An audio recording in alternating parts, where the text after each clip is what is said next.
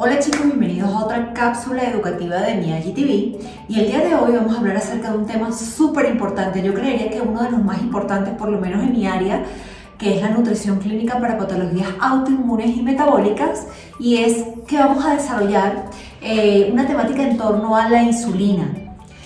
Qué es, dónde se produce, qué hace en el cuerpo, a nivel de fisiología, y esto es un tema muy importante que nos puede dar para hablar muchísimo tiempo, pero bueno, traté de condensar, aquí tengo mis apuntes, lo más importante en cierta cantidad de minutos para que ustedes puedan escuchar este video una y otra vez y tomar notas de los aspectos más importantes, contrastar la información, tomar lo que les resuene, les haga sentido, y lo que no, dejarlo a un lado, como yo siempre les digo, para que puedan formar una opinión en torno a la materia.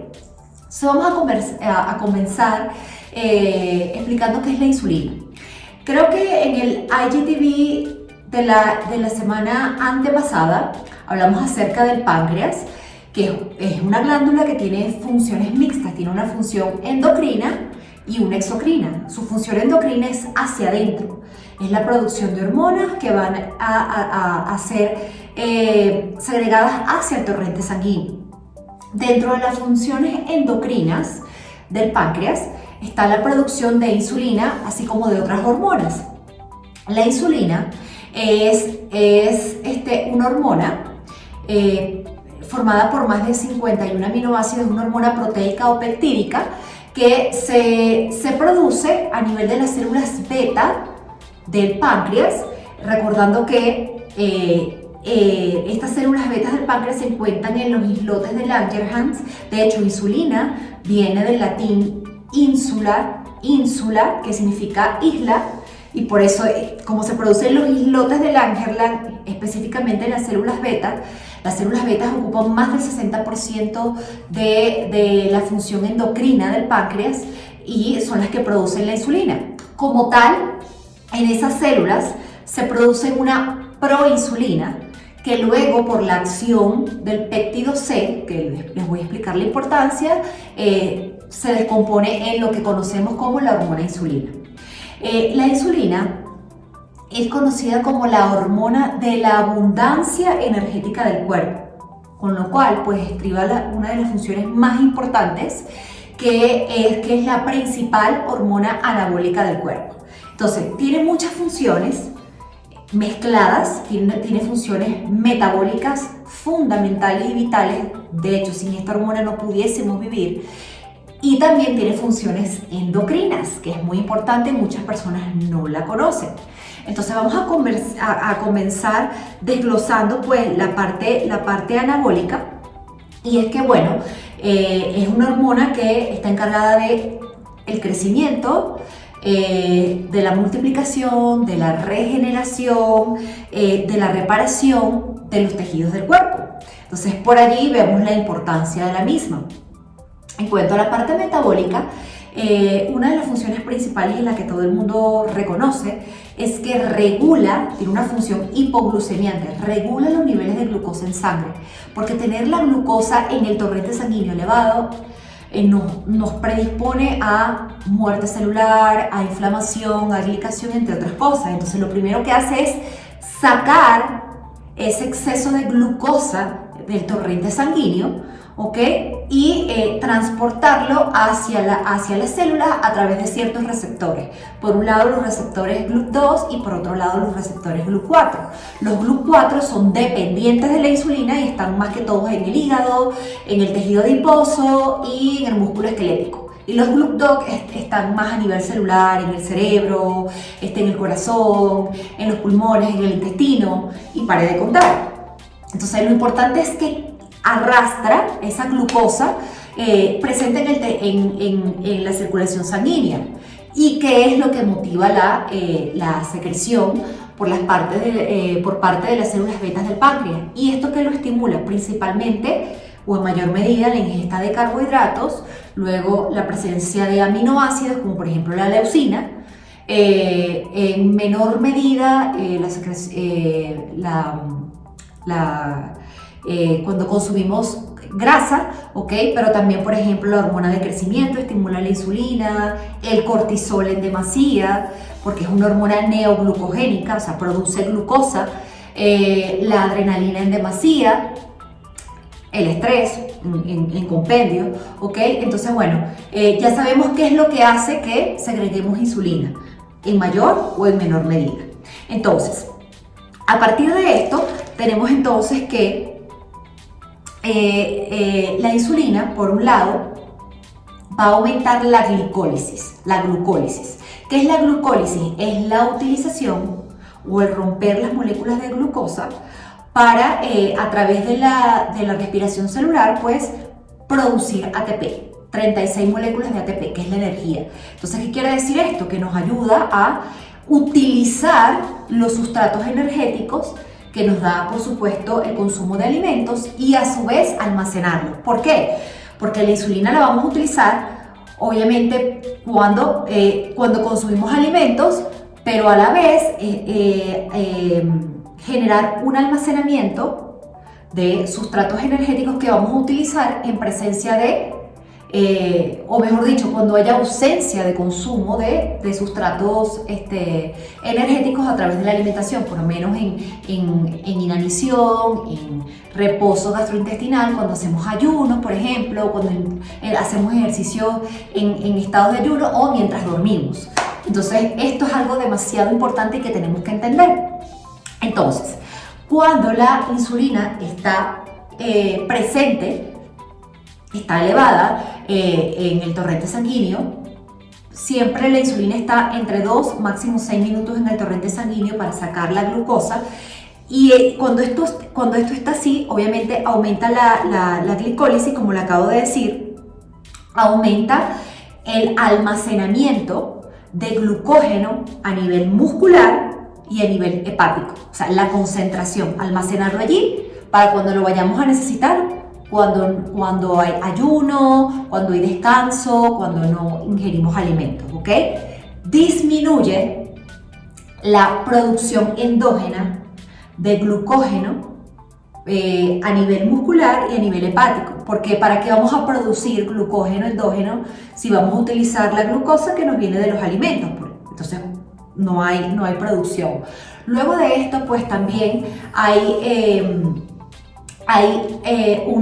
se frena o se interrumpe la lipólisis, que es decir, la utilización de los ácidos grasos. Por lo tanto, también se interrumpe completamente la cetosis. Son inversamente opuestas, ¿ok? Obviamente, cuando está la insulina en el torrente sanguíneo, no está el glucagón, como lo conversamos anteriormente, ¿ok? Porque son opuestos. ¿Qué otra cosita tenemos acá? Bueno, la presencia de insulina aumenta el almacenamiento o la producción de ácidos grasos en su forma de triglicéridos, ¿ok? Esto es muy importante.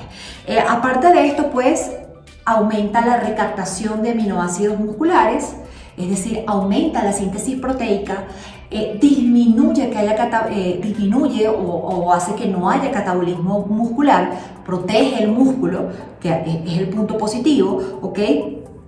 Aumenta la retención de sodio a nivel de los riñones, aumenta la recaptación celular de potasio, que es muy importante para producir ATP o la molécula energética por excelencia, ¿ok? Esto es muy importante. Entonces aquí ya nos deja ver la función metabólica que tiene en el cuerpo, que es fundamental. Pero también la insulina tiene funciones endocrinas, y es que a nivel tiroideo, para la conversión de la hormona T4 a la T3, que es la hormona activa, se necesita un pico controlado de insulina, así que es muy importante. Luego también, como es la hormona de la abundancia, ayuda a modular cuando hay irregularidad en los pulsos de cortisol, por ejemplo, porque nos da la señalización a través del hipotálamo de que hay abundancia y baja los niveles patológicos de cortisol en sangre, ¿ok? También, como la insulina puede cruzar rápidamente la barrera hematoencefálica, también modula la producción de citoquinas inflamatorias en el cerebro, ¿ok? Y también ayuda a controlar o regular los deseos por los alimentos. ¿Por qué? Porque puede modular la producción de hormonas como la grelina, que es la hormona del hambre, y por ende contrarrestar la leptina, que es la hormona de la saciedad. Recuerden que hay una comunicación muy intrínseca entre el cerebro y el intestino a través del nervio vago. Entonces hay una comunicación bidireccional. La leptina y la grelina no solamente se producen a nivel cerebral, sino en gran medida a nivel gastrointestinal. Entonces, esa orden, vamos a decir que la regula el hipotálamo. Y esa modulación hipotalámica tiene mucho que ver con los pulsos de insulina en el cuerpo. Entonces, esto es muy importante. Cuando se sale de control y se desregula la hormona grelina y la leptina, muchas veces son por pulsos descontrolados de insulina en el torrente sanguíneo. Y esto es muy importante que lo entendamos, ¿ok? Entonces, tenemos que regular el cortisol, la conversión de hormona T4 a T3, regula los deseos gracias a el control de la grelina y de la leptina. Y muy importante, aumenta la síntesis de colágeno y también aumenta el trabajo de los osteoblastos. Es decir, los osteoblastos son los encargados de producir hueso. Esto es muy importante a nivel de nuestro músculo esquelético, ¿okay? Entonces, así que tiene unas funciones maravillosas. Ahora, para conocer el estatus de la insulina, o sea, si tenemos una producción correcta de insulina a nivel de las células betas del páncreas, la mejor manera de medirlo a través del péptido C. El péptido C se libera de igual manera en el torrente sanguíneo, solo que la insulina puede durar de 2 a 6 minutos en el torrente sanguíneo y el péptido C dura mucho más, ¿ok? Entonces, cuando por ejemplo nosotros queremos determinar si la persona tiene diabetes de tipo 1, que es genético, o de tipo 2, nosotros medimos los niveles séricos o a nivel de orina de péptido C. Si hay una producción muy bajita o nula de péptido C, no hay producción de insulina por parte de las células betas del páncreas. Y si hay altos niveles o por encima del límite superior de péptido C, hay diabetes tipo 2, ¿ok? Ya sabemos que un déficit de insulina, pues, nos hace que seamos una persona flaca, que podamos morir por no poder controlar los niveles de glucosa en sangre, que es lo que le pasa, por ejemplo, a los diabéticos tipo 1, no se desarrollan correctamente, no tienen buena masa muscular, etc. Y en demasía o en superávit pasa lo que es la resistencia a la insulina. La resistencia se produce por la sobreexposición, mucha exposición constante a la insulina por exceso de consumos de carbohidratos o por ingestas constantes de comida, ¿ok? Genera una resistencia periférica a la insulina. También sucede que por exceso de producción de insulina, la molécula del péptido C es como que bloquea la insulina y le genera esa resistencia, ¿ok? Y en casos avanzados, cuando no hay cambios nutricionales, hay exceso de medicación y la persona de verdad no controla de raíz esa resistencia a la insulina, la persona, ese diabético tipo 2, involuciona y entonces comienza a producir insulina de muy bajita calidad. Casi llega a comportarse como un diabético tipo 1 y generalmente estos diabéticos tipo 2 ya comienzan a involucionar tanto que tienen que inyectarse insulina externa, que es una locura. Entonces, es para que ustedes vean cómo se comporta el funcionamiento de la insulina por déficit o superávit en el cuerpo. Cuando está en superávit, ya sabemos que hay demasiada inflamación, hay crecimiento exacerbado de cosas que no deberían crecer, hay glicación, aumento de la hemoglobina glicosilada, endurecimiento, pérdida de la elasticidad en el cuerpo, entre otras cosas, elevación de los triglicéridos, lipotoxicidad, daño de la membrana celular, entre otras cosas, bueno, que ya las hemos conversado a través de varios videos de IGTV y de posts que ya les he colocado. Entonces, bueno, chicos, niveles óptimos de insulina en ayunas o insulina basal entre 3 y 5 unidades internacionales por mililitro. Son niveles funcionales, ¿ok? Postprandial, 2 horas después de comer, tiene que estar menor a 30 unidades internacionales por mililitro, ¿ok? Esto es muy importante. yo he visto pacientes en niveles funcionales entre 15 y 120 minutos después de haber desayunado, que son niveles maravillosos. Entonces, estas son cosas que tenemos que tomarlas en cuenta. Yo espero que esta información que les he compartido el día de hoy les sea de mucha utilidad, porque tienen demasiadas preguntas siempre en torno a la insulina, y pienso que esto ha sido como información de utilidad para ustedes, que les pueda dar luces, ustedes sentirse identificados, tomar nota, para que entonces puedan entender cómo va funcionando nuestro cuerpo y cómo funciona tu cuerpo en particular. Nos seguimos viendo por esta vía, les mando un fuerte abrazo.